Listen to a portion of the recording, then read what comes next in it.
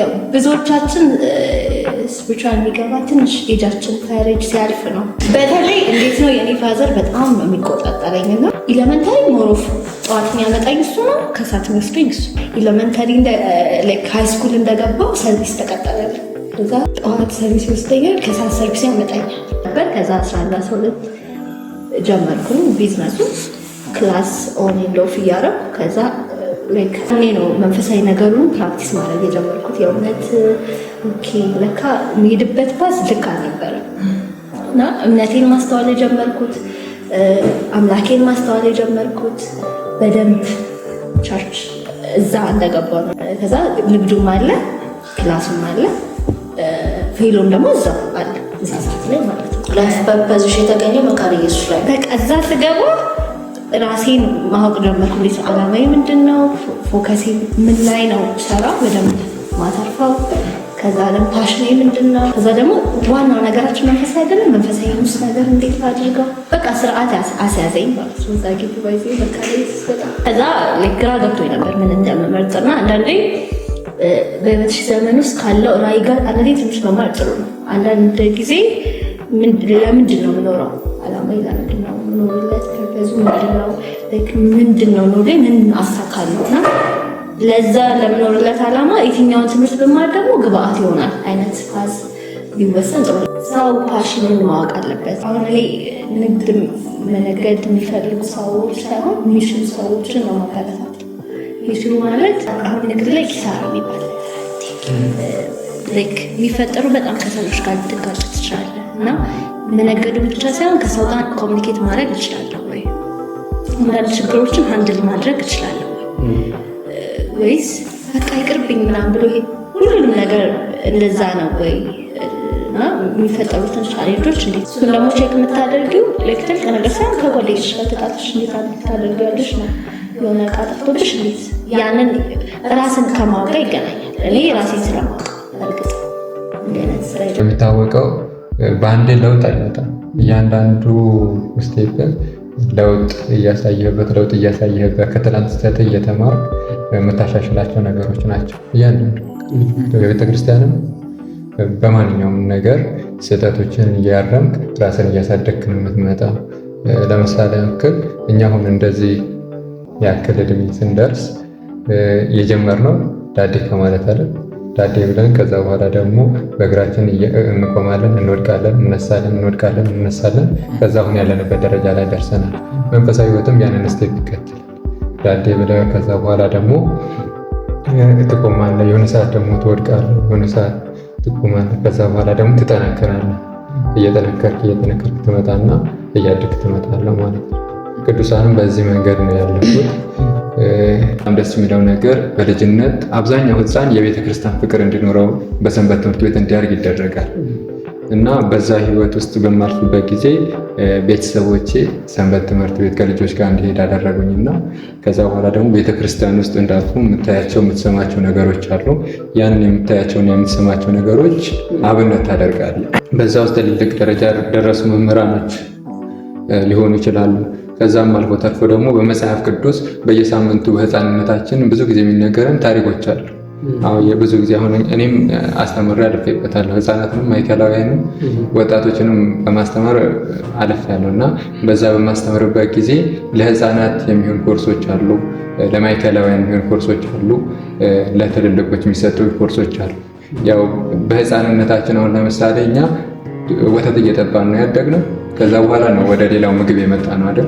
ቤተክርስቲያናችንን ለህፃናት የምትሰጠው ምግብ አለ፣ ለማዕከላውያን ከዛ ለወጣቶች የምትሰጠው የእግዚአብሔር ቃል የነፍስ ምግብ የእግዚአብሔር ቃል አላትና ያንን ምግቦች እየተመገብን ስናድግ በተለይ የሚያተኩረው ደግሞ የቅዱሳን ታሪክ የአንድ ሰው በቃ ማን ነው የሚለው መልስ የሚሰጠው ግቢ ነው ብዬ አስባለሁ። ማለት አሁን ለምሳሌ ሳሚ ማን ነው ለሚለው ጥያቄ ትክክለኛ መልሱ ሳሚ አሁን ያለው ግቢ ላይ ያለው ሳሚ መሆኑን የምታውቀው ትክክለኛ ሳሚ የምታውቀው እዚህ ነው። ምክንያቱም አንደኛ ቤተሰብ የለም፣ የሚያውቅ ሰው የለም።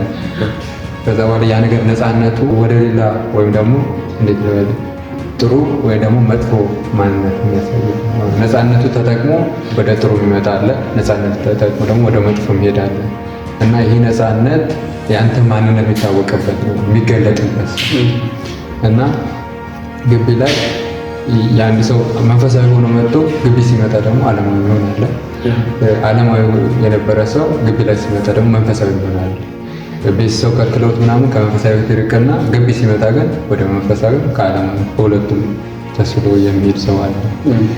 አንዳንዴ ፕሮግራሞች በሚደራረቡበት ጊዜ በተለይ አሁን ገጠር አብያተ ክርስቲያናት እንሄዳለን እና እዛ ሄደ በመጣበት ጊዜ ድካም ምናምን ይኖራል። ያንን ድካም ደግሞ ሲኖር እረፍት ያስፈልጋል እና ያንን እረፍት ካደረግን በኋላ ደግሞ አሁንም እንደገና ደግሞ እዚህ ጉባኤ ሌላ ፕሮግራም ይኖራል። እዛ ፕሮግራም ላይ ደግሞ መገኘት አስፈላጊ ሊሆን ይችላል። ያን በሚኖርበት ጊዜ በጣም የሆነ ምን ላድርግ ልቅር አልቅር የሚል ውስጥ ትገባለህ። ይሄ ጭንቀት ሳይሆን ወይም ማመንታት ታመነታለህ። ይሻለኛል ቤተክርስቲያን ላይ ታመንታት ትችላለህ። ያን ጊዜ ግን ነገር ሁሉ በእግዚአብሔር ላይ ጥለኸው በእግዚአብሔር አሳስበው ለመንፈሳዊ ትመጣለህ። ከዛ በኋላ ግን እግዚአብሔር አምላክ የሚያደርግልህ ነገር አለ። አንተ ለሱ ስታደርግ እግዚአብሔር አምላክ ለአንተ ያደርግልሃል እና በጣም ብዙ ጊዜ አንብቦ ማይረዳውን ነገር አንተ 30 ደቂቃ አንብበህ ልትረዳው ትችላለህ። አእምሮህን ብሩህ እየሆነ እየሰፋ በእግዚአብሔር ዘንድ ጥበብና ማስተዋሉ እያደረ ይመጣል እግዚአብሔር ማለት ነው። በመንፈሳዊ አገልግሎት ውስጥ ሊፈጠሩ ይችላሉ እንደዚህ አይነት ነገሮች ግን ያን ነገሮች ለእግዚአብሔር ነው አሳልፈ መስጠው። ከዛ በኋላ ደግሞ እግዚአብሔር አንተ ባሰብከው መንገድ ሊሆን ይችላል ባላሰብከው መንገድ አስተካክሎልህ ታገኘዋለህ። ሃይስኩል ላይ ያለው በሰዓቱ ኢቴም ማሽን ነበር የሰራሁት፣ የባንክ ቤት ኢቴም ማሽን ሰርቼ ጀስት እንትን አውዳንስ ነበረን። ብዙ ሰዎች የተሰበሰቡበት ፕሮግራም ነበር። እኔንም ተጋብዝኩኝ ፈጠራ እንዳሳይ።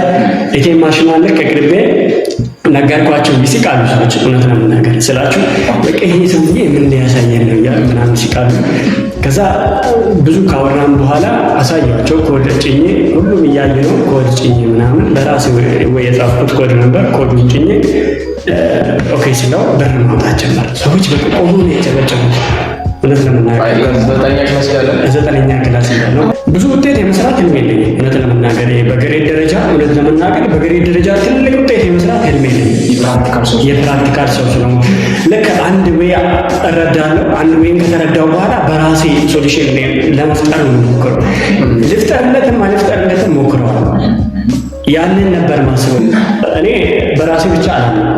እውነት ለመናገር ከኔ የሚበልጡ በጣም ጀኒስ የሆኑ ወይም ደግሞ የሆነ አክሰስ በማጣት ብቻ ወደ ታች የወረዱ ልጆች አሉ። እነዛም ሊደገፉ የሚችሉት የሆነ ቲም ሲቋቋም፣ ያ ቲም ደግሞ ሲኖር እንደኔ አንደኛ ለግቢው፣ ሁለተኛ ደግሞ ለፕራይቬት ለዛ ለሚጠቅመው ኢንዲቪዥዋል ሲሆን የሆነ እንትን ኦፖርቹኒቲ ይፈጥራል ብዬ ነው የማስበው። ምናልባት ግቢው አንድ ስቴፕ ወይም ደግሞ አንድ ደረጃ ቀደም እንዲል በኢኖቬሽን ዘርፍ ኢንሻአላህ ከፍ አደርጋለሁ ብዬ አስባለሁ። ሁላችሁም እንደሚያዩት ተስፋ አደርጋለሁ። አይተው ደግሞ የእናንተንም ይሄን አይነት ፕሮግራም የኔንም ደግሞ የፈጠራ ህልሜን ያሳካሉ ብዬ አስባለሁ ነው። ብዙ ነገር እንደተማራችሁ እርግጠኞች ነን። በየጊዜው ደግሞ እንደዚህ አይነት ተወዳጅ እና ሞቲቬት ሊያደርጓችሁ የሚችሉ ከዛም ደግሞ እንዲያስተምሯችሁ የሚችሉ ቪዲዮዎች ለማግኘት መማረግ ነው የሚጠበቅባቸው።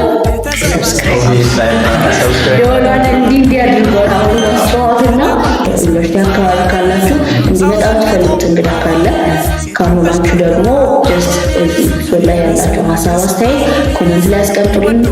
ወዳችኋል።